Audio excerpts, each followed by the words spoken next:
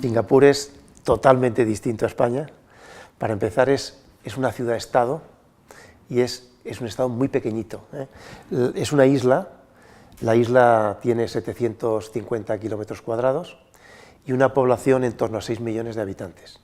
De esa población de 6 millones de habitantes, 1 millón es población flotante, de personas internacionales que viven allí porque están trabajando en este momento en Singapur. Es decir, que como escala es como el área metropolitana de Madrid, extendida, eso sería la escala de Singapur. Es un país muy pequeño, sin embargo es un país muy desarrollado.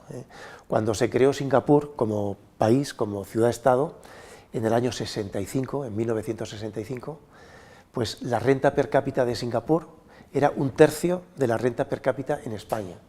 Y hoy la renta per cápita de Singapur es el doble que la española. Es decir, que el milagro del crecimiento económico de Singapur ha sido realmente espectacular. Pero no siempre Singapur ha estado creciendo.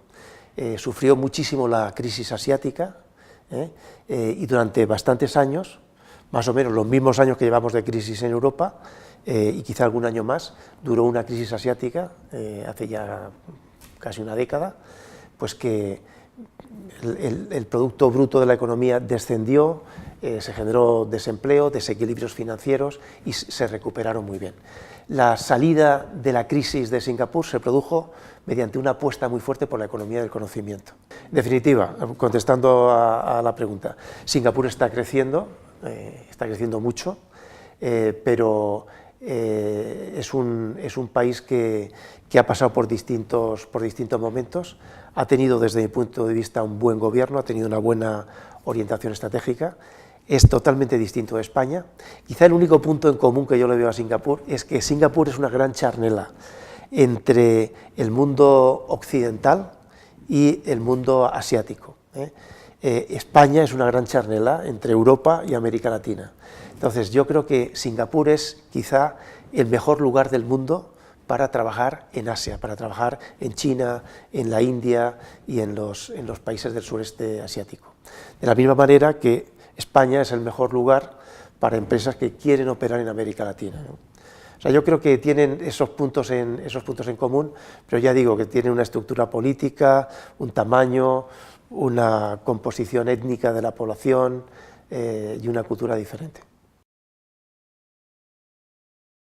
Singapur, que a lo largo de las últimas décadas ha ido teniendo prioridades económicas, ahora está entrando en un sector que tiene que ver con las soluciones urbanas.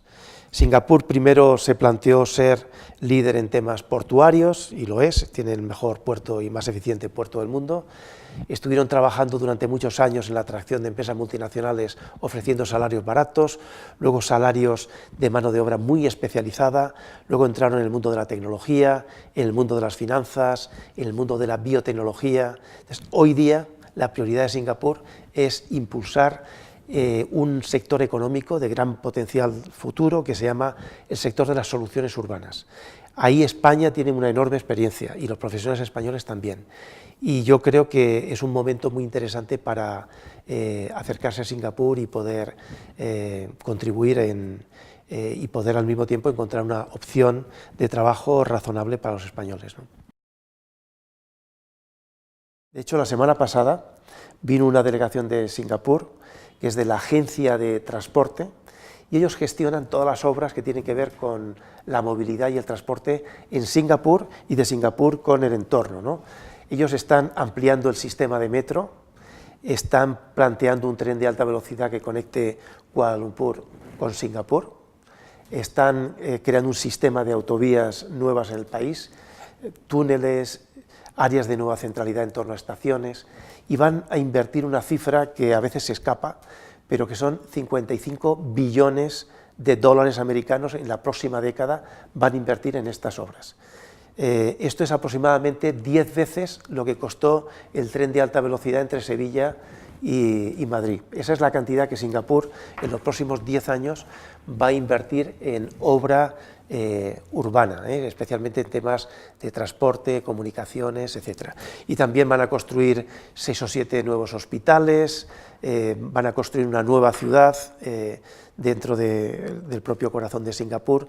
En definitiva, es un país dinámico que está invirtiendo mucho, pero no es un mercado enorme, es un país pequeño. El ir a Singapur tiene la ventaja de poder trabajar con empresas que están en Singapur pero que trabajan fuera, que trabajan en la región. Trabajan en Indonesia, trabajan en Malasia, trabajan en Vietnam, trabajan en los países del entorno. En general se trabaja mucho.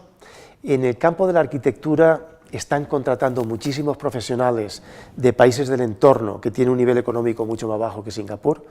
Por ejemplo, muchos jóvenes arquitectos de Filipinas, de Indonesia, de Malasia, les invitan a las grandes firmas, crean grandes equipos, les pagan cantidades muy pequeñas, trabajan muy duro y tratan de, bueno, y se integran allí, o sea, realmente están trabajando, pero pueden producir muy barato para China y para India, cuyos precios de venta desde Singapur son mucho menores que en Europa o que en el propio Singapur.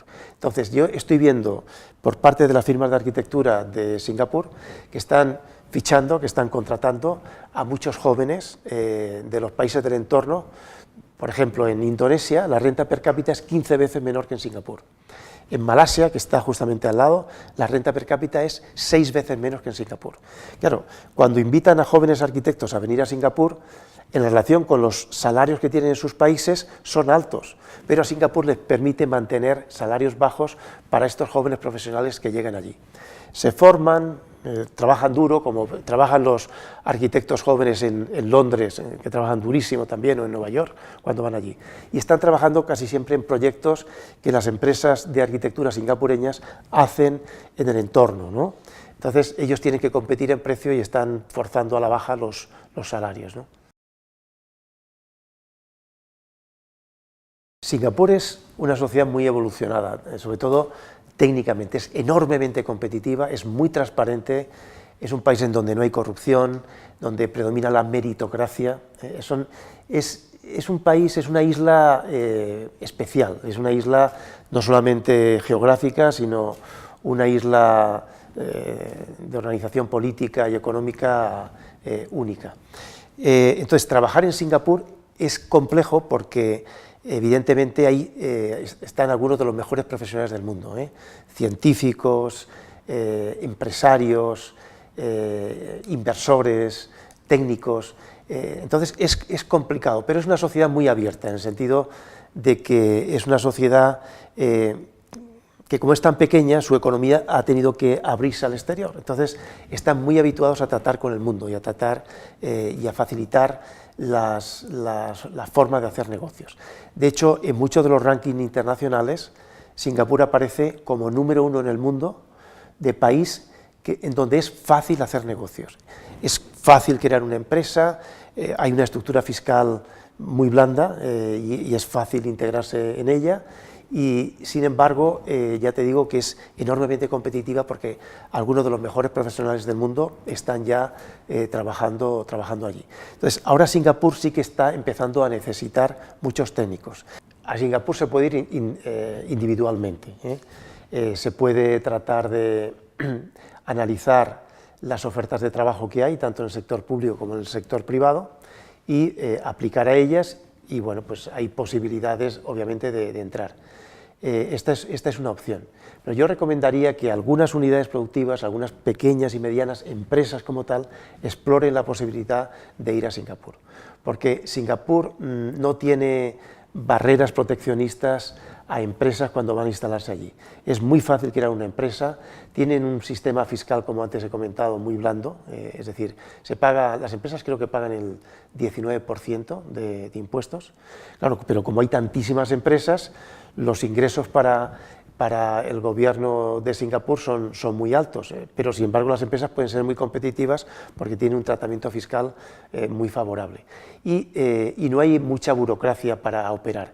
Yo recomendaría a pequeños estudios o medios en el tema de arquitectura, en el tema del diseño, de interiores, en los temas de arquitectura del paisaje, diseño urbano, construcción civil, que exploren esa opción, porque yo creo que es el mejor lugar para trabajar en China y para trabajar en la India y para trabajar en Malasia y en Vietnam. Desde mi punto de vista, el mejor lugar para estar es Singapur. Tienen un sistema jurídico de origen británico, hay una gran protección de la propiedad intelectual que no pasa en otros países del entorno, y luego tienen una cultura enormemente abierta para aceptar profesionales de otros países si aportan valor. Yo creo que los profesionales europeos tienen un gran prestigio en aquella zona, en toda Asia, pero especialmente en Singapur los valoran muchísimo, y yo creo que es una oportunidad para hacerlo. Yo animaría a explorar la opción de Singapur. Entre sectores, aparte de la construcción de ciudades, Singapur está invirtiendo mucho en el sector de la energía, tiene un grupo empresarial enorme que se llama Keppel. Keppel tiene una tecnología para extraer petróleo de aguas profundas. Entonces, todo el petróleo que se ha descubierto recientemente en Brasil, en el entorno de Sao Paulo, de Río, etcétera, está en el fondo del mar a más de 6.000 metros de profundidad. Esa tecnología la tiene Singapur. Por eso Keppel está ya operando en Brasil, y Keppel tiene un área que se llama Keppel Land, que hacen ciudades y macroproyectos inmobiliarios, y están también intentando hacer algunos proyectos en América Latina para los cuales efectivamente va a haber oportunidades para los españoles. Bueno, dentro de Singapur está, por una parte, quienes están liderando las instituciones públicas, que están en el gobierno, y el sector privado. En el sector privado están las grandes empresas multinacionales de construcción, empresas de promoción. Entonces, ellos tienen acceso al mercado de la arquitectura internacional y tienen acceso a los mejores estudios del mundo. Y muchas veces tratan de invitar a grandes firmas para que les ayuden a singularizar sus propios edificios. Dentro de lo que es el gobierno, hay un ministerio, que es un ministerio que se dedica a los temas de las ciudades y la arquitectura. Se llama el Ministry of National Development. Entonces, este ministerio tiene dos áreas. Una que se llama URA, que es Urban Redevelopment Authority, que es quienes hacen el plan de Singapur permanentemente, y otra área que se llama Housing and Development Board, que es como el área de la vivienda. Ahí la vivienda ha sido muy importante en Singapur. Entonces, estas dos áreas, el área del urbanismo y el área de la vivienda, componen este ministerio. Y ellos, cuando hacen proyectos en Singapur, tratan de asesorarse de los mejores arquitectos y de los mejores urbanistas del mundo, ¿no? Y bueno, pues por supuesto que conocen a los mejores profesionales españoles, son conscientes, sin embargo no hay una gran tradición de las empresas españolas de trabajar en la zona asiática. Ha habido una mayor tradición de trabajar en Europa o de trabajar en América Latina. Yo creo que hay un gran potencial. Luego es diferente los grandes promotores y los constructores cuando trabajan en Singapur, dentro de ese territorio, que buscan la excelencia, tratan de singularizar enormemente sus obras, y cuando estos mismos promotores trabajan en China, que el nivel de exigencia es diferente, porque tienen que competir en precio y no pueden muchas veces recurrir a grandes firmas o a los mejores arquitectos del mundo, ¿no? Entonces hay una diferencia, como digo, entre, por una parte, el sector público, que tiene gente muy cualificada tomando decisiones y que casi siempre convocan concursos a los que acuden las mejores firmas internacionales de arquitectura, y el sector privado, que según operen dentro de Singapur o según operen fuera, lo hacen con distinto nivel de ambición y con distinto nivel de exigencia. Pero yo veo un enorme potencial por la calidad que tiene la arquitectura española de operar allí. Lo que nos falta a los arquitectos españoles es que tenemos unidades productivas muy pequeñas, muy reducidas, son estudios muy pequeños en general. Y los estudios que están trabajando en los proyectos complejos son estudios muy grandes, o a veces hay alianzas entre ingenierías y empresas de arquitectura, y crean consorcios donde están los especialistas en paisaje, los especialistas en temas de arquitectura bioclimática, los especialistas en temas de tráfico, los especialistas en temas de diseño urbano, etcétera, ¿no? Veo que las empresas que operan habitualmente tienen mayor tamaño y mayor pluridisciplinaridad que la respuesta que pueden dar las unidades productivas españolas, es decir, los arquitectos individuales o a veces asociados entre ellos, ¿no? Singapur ha pasado de tener como objetivo prioritario de su economía atraer empresas multinacionales. De hecho, crearon una agencia que se llama EDB, Singapore Economic Development Board, y esta agencia en 30 años ha conseguido atraer 7.500 multinacionales a Singapur. Sin embargo, ahora la estrategia de Singapur no es seguir apostando por atraer multinacionales, sino por atraer buenos profesionales, buenos arquitectos, buenos médicos, buenos cocineros, interesantes artistas, atracción de talento. La gran apuesta de Singapur, esto empezó hace unos 12 años aproximadamente, cuando yo empecé a ir por Singapur las primeras veces. La obsesión en aquel entonces era pasar de una economía muy tecnificada a una economía del conocimiento. Ahora la estrategia es una economía de la innovación, pero durante muchos años, durante la última década, Singapur ha estado apostando por la atracción de profesionales. Y ahí veo muy bien a los arquitectos artesanos que pueden ofrecer una arquitectura de autor muy singular, pero que van a tener que asociarse con empresas que le puedan dar un soporte tecnológico suficiente para poder entrar en proyectos de gran escala. Mi consejo sería que tomase unas pequeñas vacaciones, si puede, que dé una vuelta por allí, por Singapur, teóricamente como turista, que conozca el país, que hable con la gente, y si realmente le gusta, pues que procure a través de los procedimientos de la propia red ver qué opciones de trabajo tiene en el sector público y en el sector privado y aplicar.